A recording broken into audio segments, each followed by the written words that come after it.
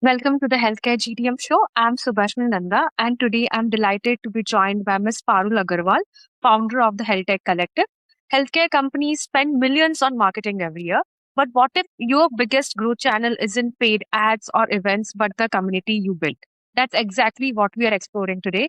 Parul, welcome to the show, and thank you so much for joining us. Thank you so much. It's a pleasure to join you over here today. And I'm very excited to talk about everything community and everything health tech. Likewise, like it is indeed our pleasure as well. So, moving on to our very first question, what inspired you to start the HealthTech Collective, and what gap in the healthcare ecosystem you were trying to solve with this? Yeah. I think the story goes back to around 2023. I myself was trying to create something in the healthcare space. The idea was exactly building a WhatsApp clinic for doctors. But what I realized trying to do something as a solo founder was a lack of community. I had no idea how to reach out to doctors. I had no idea how to reach out to the right ecosystem players or even the advisors or even the mentors who can guide me through this journey. And that is exactly why I built the HealthTech Collective, because I feel overall healthcare as an industry does not have as much innovation adopted as much we see in other industries out there. And we believe we can do a lot better. On the other side, we have a lot of innovators who are trying to solve for different problems that exist in this space. However, they are largely working in siloed. And this is an industry that requires a lot of cross collaboration, which was lacking. There were, of course, larger conferences and events happening, but nothing was happening very concrete, very in a recurring manner on ground, which is where the HealthTech Collective was born. The idea is very simple. We bring diverse set of stakeholders in healthcare industry together on one common platform with the goal of increasing more collaborations, leading to more partnerships, clients, conversations, investors, etc., with the ultimate goal of bridging the gap between tech and healthcare in this country. That's indeed an inspirational and interesting journey. It also highlights how communities are becoming much important than networking platforms itself. And yeah, so this is highly interesting. So, moving on to the next question.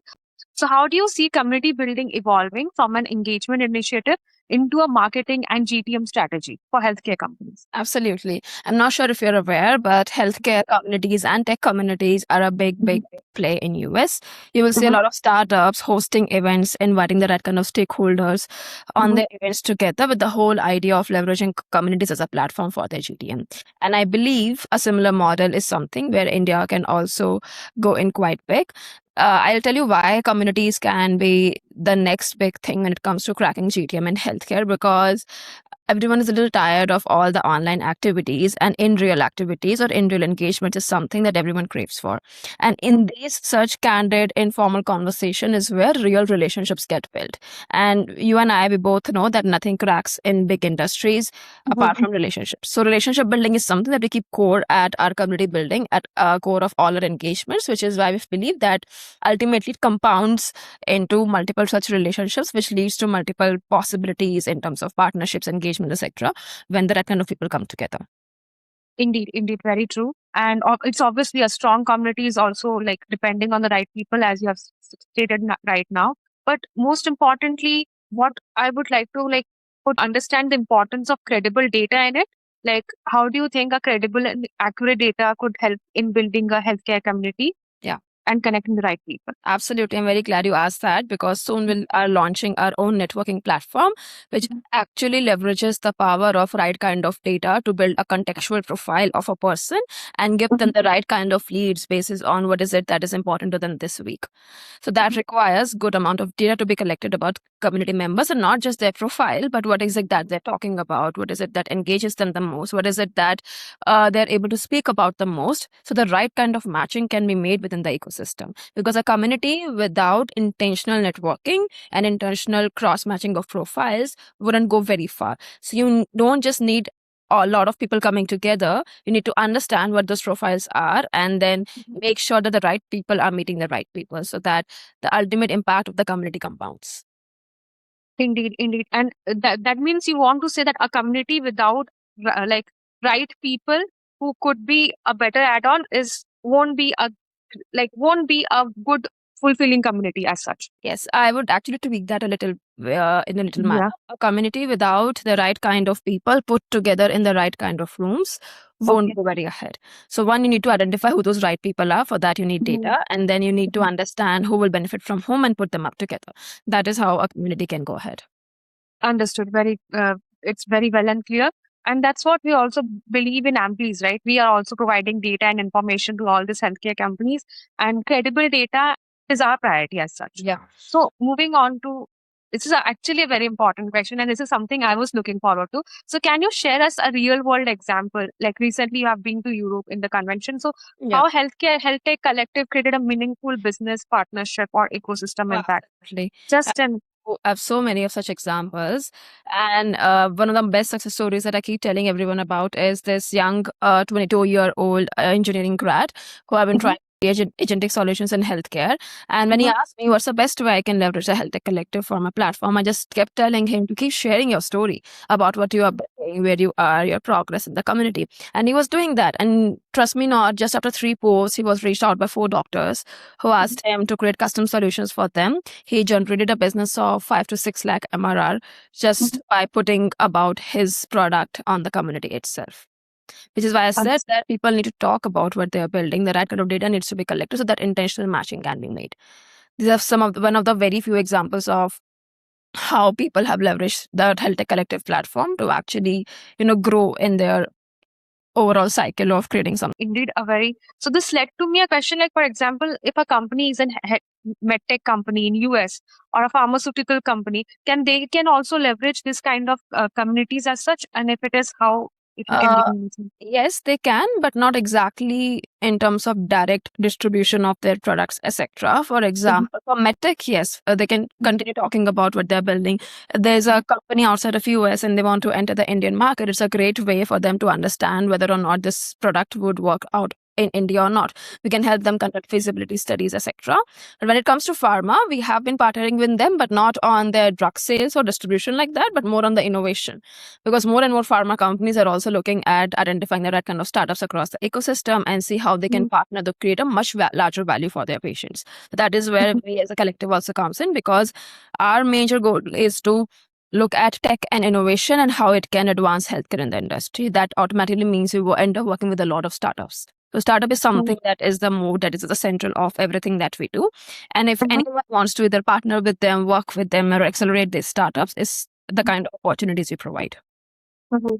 So, I'm bringing back to somewhere you left before. Like we're talking about HealthTech Collective and how. So, is there any particular, were you inspired from somewhere where you, when you chose this, any thing, any particular platform you chose? Ki, this could be, we can make this better with this particular, like health with HealthTech Collective, this proposition. No, absolutely. I think I've been in Bangalore for almost 5 years now, and I've been part of so many events. I see so many companies being built out for SaaS, for AI, for growth, but I did not see anything built for healthcare. That's where the HealthTech Collective was born. I realized that for something as complex as healthcare and someone who's trying to solve for this industry, you need a niche community. It cannot be diluted by a broader network where everyone exists at the same time, which is why HealthTech Collective is very uniquely positioned, because we are only invite people who are building in this space. We keep the community very curated, and we make sure there is no other conversation apart from building in this space that happens in our community groups. Indeed, indeed, very insightful it is, and it is actually very inspirational. So, moving back to our fifth question. So, what tech stack or tools do you think are essential for building and scaling a healthcare community today? Oh, what tools are useful? Of course, first of all, you need a place to host a community platform. Today, we are using NAS.io, but we're also building our own internal community platform as well.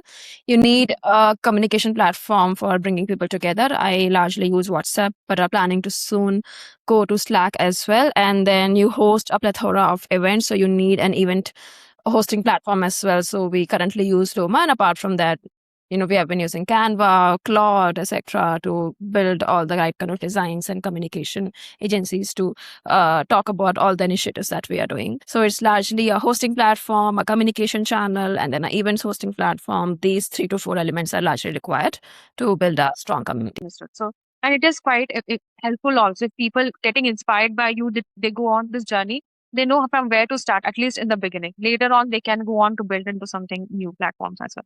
So, moving on to also, if you think in a larger go, if you have to understand how important, like this is also a question in the last question.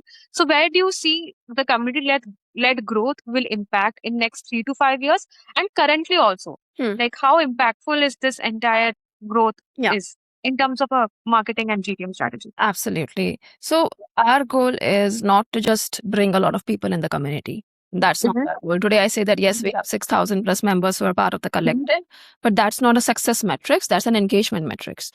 What we want to define as success is, can we identify even 10 startups who are building something cutting edge in this space and become a part of their growth engine?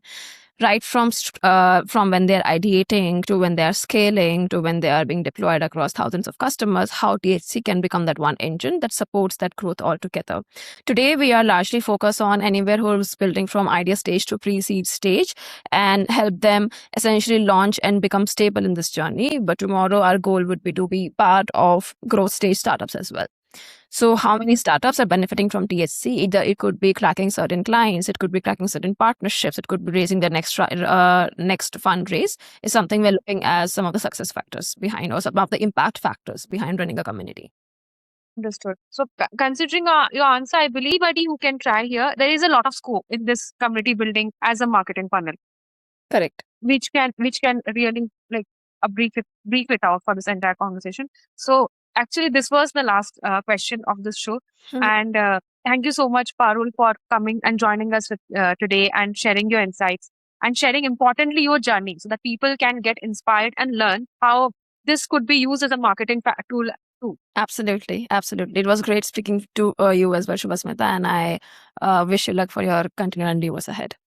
Thank you so much. And if you would like to connect with Parul or learn more about the HealthTech Collective, we will include the links in the description below. Thank you so much for joining the Healthcare GTM show. We will see you in the next episode. Thank you so much.